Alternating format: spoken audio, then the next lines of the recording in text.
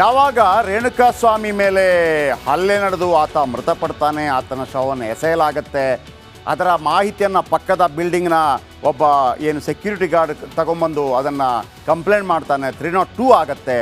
ಆಗ ಪೊಲೀಸರು ಮತ್ತು ದಯಾನಂದ್, ಬೆಂಗಳೂರು ಪೊಲೀಸ್ ಕಮಿಷನರ್ ದಯಾನಂದ್ ಅವರಿಗೆ ದೊಡ್ಡ ಸೆಲ್ಯೂಟ್ ಇದೆ ಇದರಲ್ಲಿ. ಯಾಕಂದರೆ ದಯಾನಂದ್ ಅವರು ಮನಸ್ಸು ಮಾಡದೇ ಇದ್ದಿದ್ದರೆ ಇದು ಇಷ್ಟು ದೀರ್ಘವಾಗಿ ಇಷ್ಟು ಟೈಟ್ ಆಗ್ತಾ ಇರಲಿಲ್ಲ. ತಕ್ಷಣವೇ ಅವರು ಮುಖ್ಯಮಂತ್ರಿಗಳ ಗಮನಕ್ಕೆ ತರ್ತಾರೆ. ಮುಖ್ಯಮಂತ್ರಿಗಳಿಗೆ ಇವತ್ತು ನಾನೇನು ನಿಮಗೆ ಕೆಲವು ದೃಶ್ಯಗಳನ್ನು ತೋರಿಸಿದೆ, ಆ ದೃಶ್ಯ ಅವ್ರಿಗೆ ತೋರಿಸ್ತಾರೆ. ಬೆಚ್ಚಿ ಬೀಳ್ತಾರಂತೆ ಮುಖ್ಯಮಂತ್ರಿಗಳು ಕೂಡ. ಏನ್ರಿ ಹಿಂಗೆಲ್ಲ ಹೊಡೆದಿದ್ದಾರ, ನಂಬಲಿಕ್ಕೆ ಸಾಧ್ಯ ಇಲ್ಲ. ಆ ಥರ ರಾತ್ರೋರಾತ್ರಿ ಡಿಸಿಷನ್ ತಗೊಂಡು ಹಾಗಾಗಿ ಬೆಳ್ಳಂಬೆಳಗ್ಗೆ ದರ್ಶನ ಅವರ ಬಂಧನ ಆಗತ್ತೆ.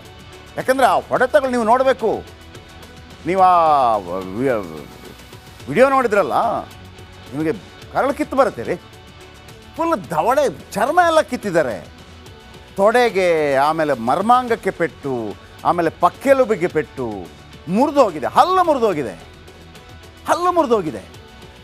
ನೀವು ಅಂತ ಅರ್ಥ ಮಾಡ್ಕೊಳ್ಳಿ ಹೆಂಗೆ ಹೊಡೆದಿರ್ಬೋದು ಅಂತೇಳಿ. ಆದರೆ ಮುಖ್ಯಮಂತ್ರಿಗಳು ಭಾಳ ಸ್ಟ್ರಿಕ್ಟಾಗಿ ನಿಂತಿದ್ದಾರೆ, ತಮ್ಮದೇ ಸಚಿವರು ಬಂದರೂ ಕೂಡ. ಆಮೇಲೆ ಒಂದು ಮಾಹಿತಿ ಇದೆ, ನನಗೆ ಹೇಳ್ಬಿಡ್ತೀನಿ.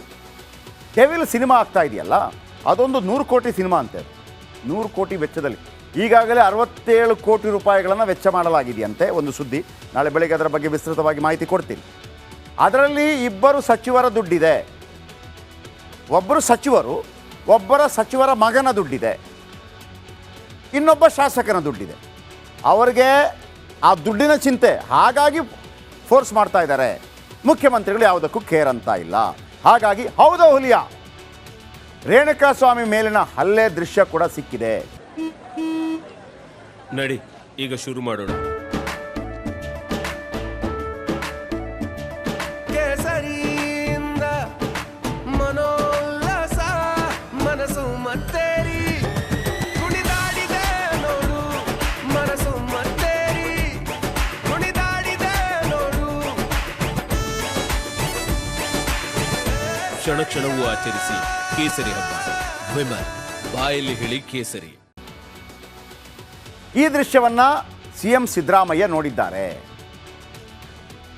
ಅಂದರೆ CM ಸಿದ್ದರಾಮಯ್ಯ ಅವರಿಗೆ ಈ ದೃಶ್ಯವನ್ನು ತೋರಿಸಲಾಗಿದೆಯಂತೆ. ದರ್ಶನ್ ಹಲ್ಲೆ ದೃಶ್ಯ ನೋಡಿ ಒಂದು ರೀತಿ ಬೆಚ್ಚಿ ಬಿದ್ದಿದ್ರಂತೆ ಮುಖ್ಯಮಂತ್ರಿಗಳಂದರೆ. ದಯಾನಂದ್ ಅವರು ತೋರಿಸಿದಾಗ ಒಂದು ಮಾತು ಹೇಳ್ತಾರಂತೆ, ಏನ್ರಿ ಇವನು ಮನುಷ್ಯನ ರಾಕ್ಷಸನ ಅಂತ ಸಿದ್ದರಾಮಯ್ಯ ಹೇಳಿದ್ರಂತೆ. ನೀವು ನೋಡಿ, ಇದು ಇಷ್ಟು ಟೈಟ್ ಆಗೋದಕ್ಕೆ ಕಾರಣ ಮುಖ್ಯಮಂತ್ರಿಗಳು ಏನಾದರೂ ಕಡ್ಡಿ ಅಲ್ಲಾಡಿಸಿದ್ದಿದ್ರೆ ಇದಾಗ್ತಾ ಇದೆ. ಒಂದೊಂದು ಸಂದರ್ಭದಲ್ಲಿ ಹೇಗಿರಬೇಕು ಅಂತ ನೋಡಿ ರಾಜಕೀಯ ಮಾಡ್ತೀವಿ, ಮತ್ತೊಂದು ಮಾಡ್ತೀವಿ, ಟೀಕೆ ಟಿಪ್ಪಣಿ ಬರುತ್ತೆ ರಾಜಕೀಯದಲ್ಲಿ. ಜನಾರ್ದನ್ ರೆಡ್ಡಿ ಅವರ ಹೋಗಿ ಭೇಟಿಯಾದಾಗ ನಾವೇ ಮುಖ್ಯಮಂತ್ರಿಗಳನ್ನು ಟೀಕೆ ಮಾಡ್ತೀವಿ. ಪೆಟ್ರೋಲ್ ಡೀಸೆಲ್ ಹೆಚ್ಚು ಕಡಿಮೆ ಆದಾಗ ಏನು ಮುಖ್ಯಮಂತ್ರಿಗಳೇ ಅವತ್ತು BJP ಮಾಡಿದಾಗ ನೀವು ಹಿಂಗೆಲ್ಲ ಟ್ವೀಟ್ ಮಾಡಿದ್ರಿ, ಈಗ ನೀವೇ ಜಾಸ್ತಿ ಮಾಡಿದ್ರಿ, ಟೀಕೆ ಮಾಡ್ತೀವಿ.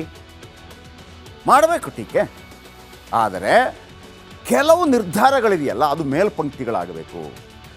ಒಬ್ಬ ಜನಸಾಮಾನ್ಯನಿಗೆ ಅನಿಸ್ಬೇಕು ಏನಪ್ಪ ಅಂತಂದರೆ, ಕಾನೂನು ಎಲ್ರಿಗೂ ಒಂದೇ ಇದೆ, ಕಾನೂನು ಮನಸ್ಸು ಮಾಡಿದರೆ ಏನು ಬೇಕಿದ್ರೂ ಮಾಡಬಹುದು. ಅದಕ್ಕೆ ಪೊಲೀಸರು ಸ್ಟ್ರಾಂಗ್ ಇರಬೇಕು, ಸರ್ಕಾರ ಕೂಡ ಸ್ಟ್ರಾಂಗ್ ಇರಬೇಕು, ಸರ್ಕಾರವನ್ನು ನಡೆಸೋರು ಕೂಡ ಸ್ಟ್ರಾಂಗ್ ಇರಬೇಕು. ಅಂಬೇಡ್ಕರ್ ಅವರೊಂದು ಮಾತನ್ನು ಹೇಳ್ತಾರಂತೆ, ಬಾಬಾ ಸಾಹೇಬ್ ಅಂಬೇಡ್ಕರ್ ಒಂದು ಮಾತನ್ನು ಹೇಳ್ತಾರಂತೆ, ಸಂವಿಧಾನ ಎಷ್ಟು ಸ್ಟ್ರಾಂಗ್ ಇದ್ದರೂ ಪ್ರಯೋಜನ ಇಲ್ಲ. ಸಮ್ಟೈಮ್ಸ್ ಸಂವಿಧಾನ ತುಂಬ ಸ್ಟ್ರಾಂಗ್ ಇರ್ಬೋದು, ಆದರೆ ಅದನ್ನು ಅನುಷ್ಠಾನಗೊಳಿಸೋರು ಇರ್ತಾರಲ್ಲ, ಅನುಷ್ಠಾನಗೊಳಿಸುವವರಿಗೆ ಅದರ ಬಗ್ಗೆ ಕಾಳಜಿ ಇದ್ದರೆ ಮಾತ್ರ ಅದು ತನ್ನ ಕೆಲಸವನ್ನು ಮಾಡುತ್ತೆ ಅಂತ. ಕಾನೂನು ಸ್ಟ್ರಾಂಗ್ ಇರುತ್ತೆ, ಆದರೆ ನಮ್ಮನ್ನು ಆಡಳಿತ ನಡೆಸೋರು ಸ್ವಲ್ಪ ವೀಕ್ ಆಗಿಬಿಟ್ರೆ ಆ ಕಾನೂನಿಗೇನು ಮಹತ್ವ? ನಾವು ಹೇಳ್ತೀವಲ್ವ, ದ ಗ್ರೇಟೆಸ್ಟ್ ಸಂವಿಧಾನ ನಮ್ಮದು, ಅದಿದ್ದು ಪ್ರಯೋಜನ ಇಲ್ಲ. ನಡೆಸುವಂಥವರು ನಮ್ಮ ದೇಶವನ್ನು, ನಮ್ಮ ರಾಜ್ಯವನ್ನು, ಅವರು ಅದಕ್ಕೆ ಪೂರಕವಾಗಿರಬೇಕು, ಆಗ ಮಾತ್ರ ಅದಕ್ಕೊಂದು ಬೆಲೆ ಬರುತ್ತೆ ಅಂತೇಳಿ ಇಲ್ಲಿ ಇದೇ ಆಗಿರುವಂಥದ್ದು. ಮುಖ್ಯಮಂತ್ರಿಗಳು ಭಾಳ ಸ್ಟ್ರಾಂಗಾಗಿ ನಿಂತಿದ್ದಾರೆ. ದರ್ಶನ್ ಕೇಸ್ನಲ್ಲಿ ಪೊಲೀಸರಿಗೆ ಫ್ರೀ ಹ್ಯಾಂಡ್ ಕೊಟ್ಟಿದ್ದಾರೆ ಮುಖ್ಯಮಂತ್ರಿಗಳು. ಪೊಲೀಸರಿಗೆ ಎಲ್ಲ ಅಧಿಕಾರ ನೀಡಿದ ಮುಖ್ಯಮಂತ್ರಿ ಸಿದ್ದರಾಮಯ್ಯ, ಸಚಿವರೇ, ಪ್ರಭಾವಿ ಸಚಿವರೇ, ಮತ್ತು ಕೂಡ ಅವರ ಅಕ್ಕಪಕ್ಕ ಓಡಾಡುವಂಥ ಸಚಿವರೇ ರಾಜಿಗೆ ಮುಂದಾದರೂ ಕೂಡ ರಾಜ್ಯ ಆಗಿಲ್ವಂತೆ ಸಿದ್ದರಾಮಯ್ಯನವರು.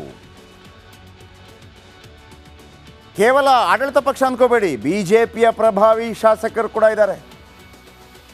ಬಿಜೆಪಿಯ ಪ್ರಭಾವಿ ಶಾಸಕರು ಸಿದ್ದರಾಮಯ್ಯನವರ ಬಳಿ ಬರುವಂಥ ಪ್ರಯತ್ನ ಮಾಡಿದ್ದಾರೆ. ಆದರೆ ಧೈರ್ಯ ಇಲ್ಲ ಬರೋದಕ್ಕೆ.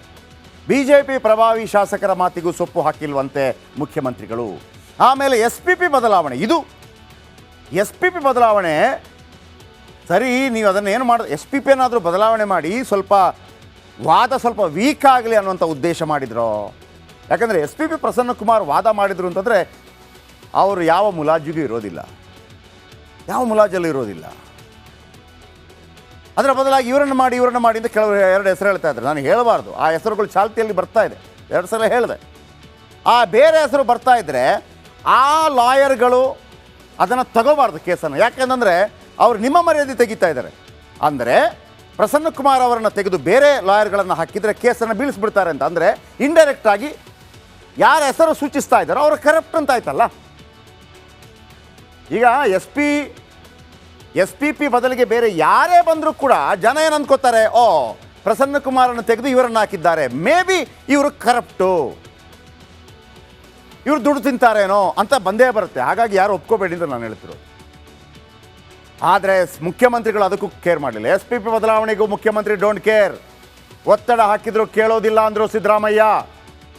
ಇಲ್ಲಿ ತನಕ ಬಂದು ನಿಂತಿದೆ. ಈ ನಡುವೆ